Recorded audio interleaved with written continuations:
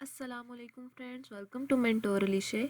आज का हमारा टॉपिक है कि सॉफ्टवेयर मेंटेनेंस हमारे पास क्या होता है। तो आइए देखते हैं सॉफ्टवेयर मेंटेनेंस क्या है। सबसे पहले अगर आपने मेरे चैनल को सब्सक्राइब नहीं किया है, आप मेरे चैनल पर नए हैं तो मेरे चैनल को ज़रूर सब्सक्राइब करें, ठीक है।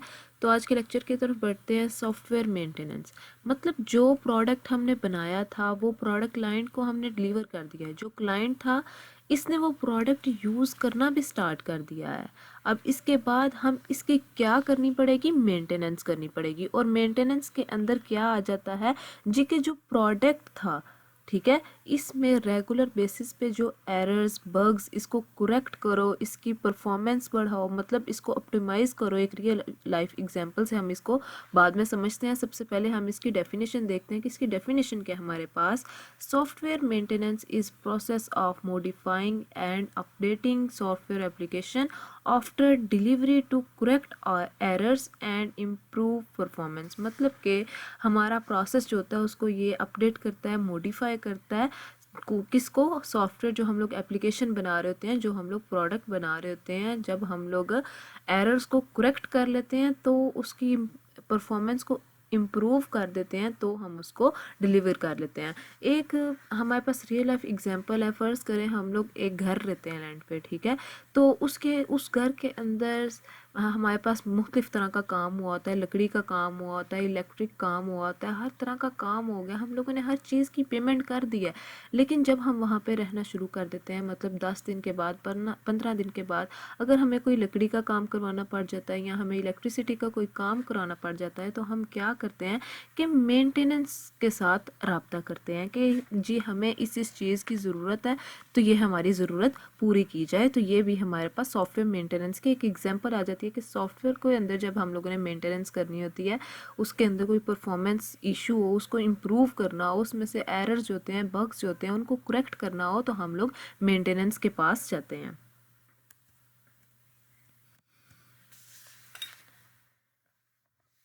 जब मेंटेनेंस का लफ्ज़ सुनते हैं या देखते हैं, हमें लगता है ये इम्पोर्टेंट नहीं है।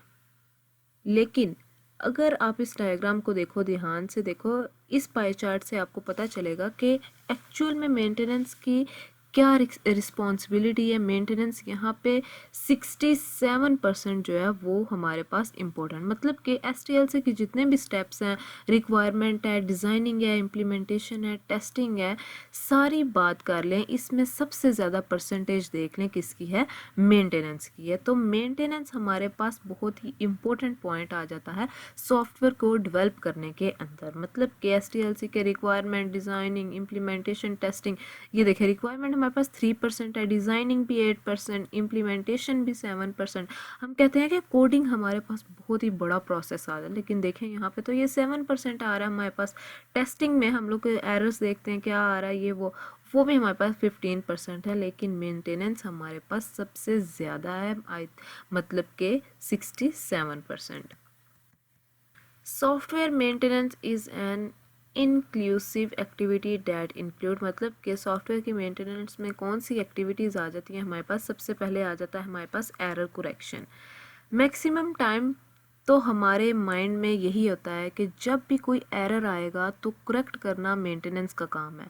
ठीक है, ये भी एक इम्पोर्टेंट काम है, लेकिन इसके अलावा भी बहुत सारे काम हैं। मतलब कि डिलीशन ऑफ एब्सोलूट कैपेबिलिटीज़ है। मतलब कहीं बार ऐसा होता है कि आपने सिस्टम बनाया है, आपने लेके चला अपने माइंड में कि ये सिस्टम जो है ये 10 साल तक कहीं नहीं जाने वाला, मतलब 10 साल तक मार्केट में टिक के काम करेगा। लेकिन होगा क्या, 3 साल के बाद आप देखो, 3 साल के बाद टेक्नोलॉजी को डेली बेस पे चेंज हो रही है ना। 3 साल के बाद टेक्नोलॉजी टोटली चेंज हो गई, तो जो आपका प्रोडक्ट है वो एब्सोल्यूट हो गया, मतलब मार्केट में इसकी रिक्वायरमेंट ही नहीं है।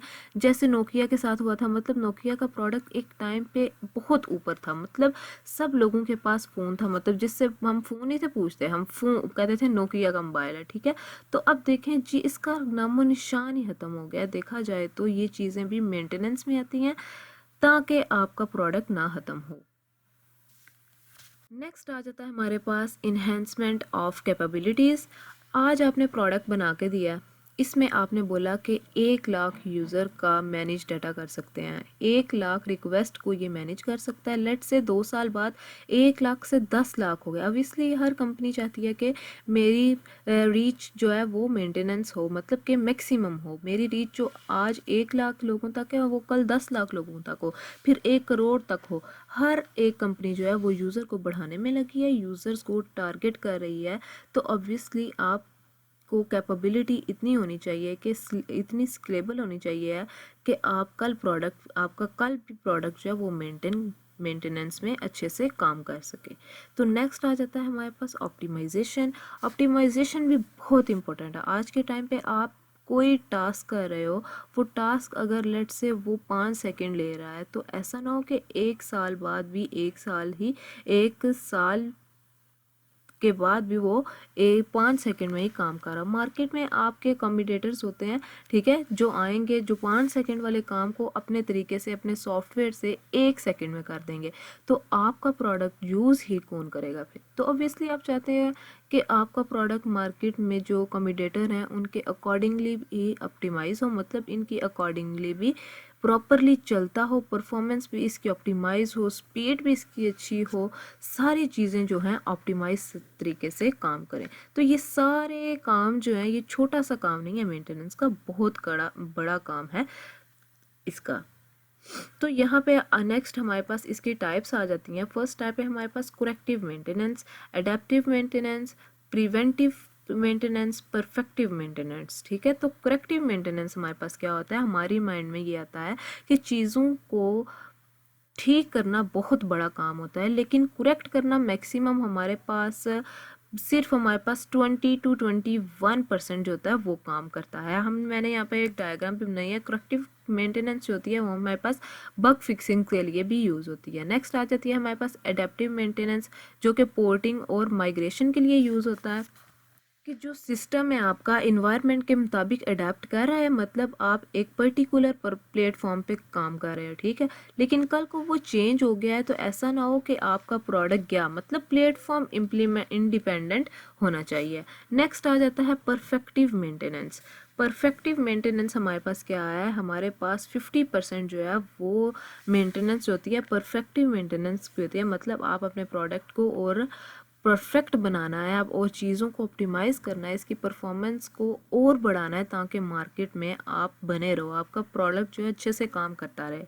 नेक्स्ट और लास्ट है हमारे पास प्रिवेंटिव मेंटेनेंस। ये किसके लिए यूज़ होता है? सॉफ्टवेयर इंजीनियरिंग में डाटा रिस्ट्रिक्टिंग और कोड रिस्ट्रिक्टिंग के लिए होता है। मतलब चीज़ों को प्रोडक्ट प्रिवेंट होने से पहले ही प्रिवेंट करें। मतलब अगर कोई प्रॉब्लम आ रही है, लेकिन प्रॉब्लम अभी तो नहीं है, मगर इन केस फ्यूचर में आ सकती है, तो हम इसे प्रिवेंट करते हैं। मतलब कि अगर आप मोस्टली लोगों ने घरों में अपने फायर ब्रिज रखा होता है, ठीक है, ये नहीं है, उनको ये पता नहीं है कि आज अभी ही मतलब इस तरह का कोई काम हो जाएगा, लेकिन उन्होंने फ्यूचर प्लानिंग के लिए कि अगर इस तरह का कोई काम हो गया तो हम उससे काम चला सकें, उसको प्रिवेंट कर सकें। ठीक है, तो ये था आज का हमारा लेक्चर। सॉफ्टवेयर मेंटेनेंस क्या होती है, उसकी टाइप्स हमारे पास क्या होती हैं। अगर आपने मेरे चैनल को सब्सक्राइब नहीं किया है तो जल्द से जल्द सब्सक्राइब करें। तो मिलते हैं नेक्स्ट वीडियो में।